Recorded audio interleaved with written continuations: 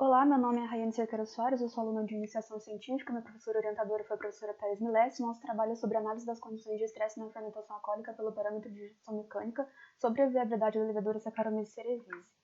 Então, na introdução, a gente tem que protocolos climáticos globais prezam com o avanço tecnológico científico no crescimento de políticas socioambientais, assim visando a transição energética de energia fóssil para energia renovável em busca de sustentabilidade.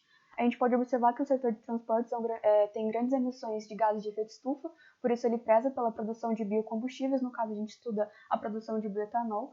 A gente estuda na produção de segunda geração, a segunda geração infere materiais lignocelulósicos que fazem essa bioconversão, no caso elas são intrinsecamente sustentáveis. Na indústria a gente observa que a levedura Saccharomyces cerevisiae é um micro-organismo modelo, mas para aplicação de segunda geração ela não consegue fazer a conversão de xilose para a produção de etanol. A gente precisa ter a inserção da enzima xilose-isomerase para converter xilose em xilulose, que vai ser então metabolizada pela levedura e dar continuidade ao processo. Esse processo a gente chama de isomerização e fermentação simultânea, no caso o processo CIF.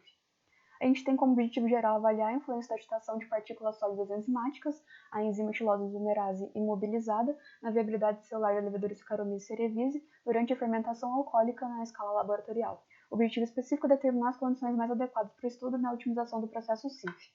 Na metodologia, a gente tem a preparação do pré-inóculo com a levedura Saccharomyces cerevisiae taquara, que vai ser hidratada, ativada, plaqueada, para a preparação do pré-inóculo em meio YPD. A gente também tem a preparação do meio CIF com a suplementação aqui disposta, e os ajustes principais são de pH com adição de ácidos e bases para esse controle, e por ser um meio fermentativo alcoólico não é necessário fazer a esterilização. A gente tem na experiência de fermentação diferentes sistemas de agitação, para isso a gente mede a densidade óptica do pré-inóculo para a preparação do inóculo que vai ser então incubado.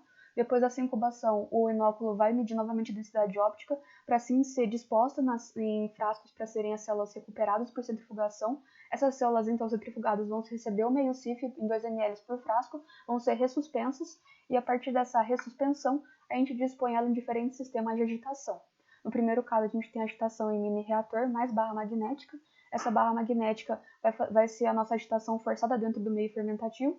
No segundo caso, a gente vai ter a agitação no frasco Erlenmeyer para ter uma nova conformação do bioreator.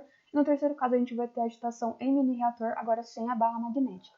A gente pode observar que a enzima xilose isomerase imobilizada, essa enzima comercial, é IGIHF, disposta pela empresa DuPont Ginkgo International.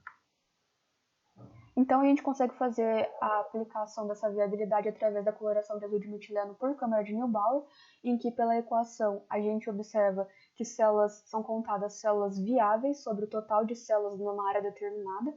Daí a gente tem que células que são viáveis, elas são não coradas, enquanto células coradas são células não viáveis, então, no caso, células mortas. A gente também tem a análise da reologia do fluido através do BOFO, em que ele considera o meio fermentativo alcoólico complexo, dado que parâmetros como temperatura, pH, concentração, viscosidade, entre outros, podem modificá-lo. A gente também tem a interpretação da equação de Poisson pelo trabalho de Lange, em que podemos observar que a queda de pressão tem relação diretamente proporcional com a tensão de cisalhamento, consequentemente com a agitação. Então, aqui são os resultados dispostos, em que o parâmetro do sistema são a 35 graus Celsius, 150 RPM, pH de 5,5 por 6 horas. A gente pode observar que no primeiro e segundo caso teve um decrescimento notório, enquanto no terceiro caso ela se manteve constante em torno de 90%. No primeiro caso tem esse decrescimento atrelado à agitação forçada do meio, em que com o aumento da agitação vai ter o aumento da queda de pressão e, consequentemente, o aumento da tensão de cisalhamento, então perda de viabilidade. No segundo caso, a conformação do bioreator não é adequada, gerando vórtices menores nessa agitação, fazendo com que a enzima xilose-isomerase imobilizada acabe danificando as células, que assim, por brotamento, pode reverberar esse dano, causando, consequentemente, a perda de viabilidade total.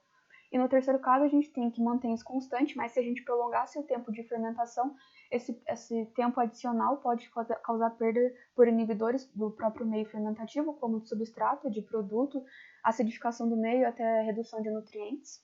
Então, a gente tem como conclusão que o projeto em bioreator e mecanismo de agitação tem sim sua grande importância no controle físico-químico e bioquímico, tanto para a escala laboratorial quanto em grande escala. No terceiro caso, para a escala laboratorial foi o melhor, em que ele manteve essa viabilidade por 6 horas, mas a gente pode inferir que vai ter essa perda de viabilidade conforme os inibidores forem surgir no meio fermentativo. E para uma abordagem futura, a gente preza pela aplicação da levedura Saccharomyces cerevisiae imobilizada para uma maior proteção adjunto à enzima xilose-isomerase imobilizada.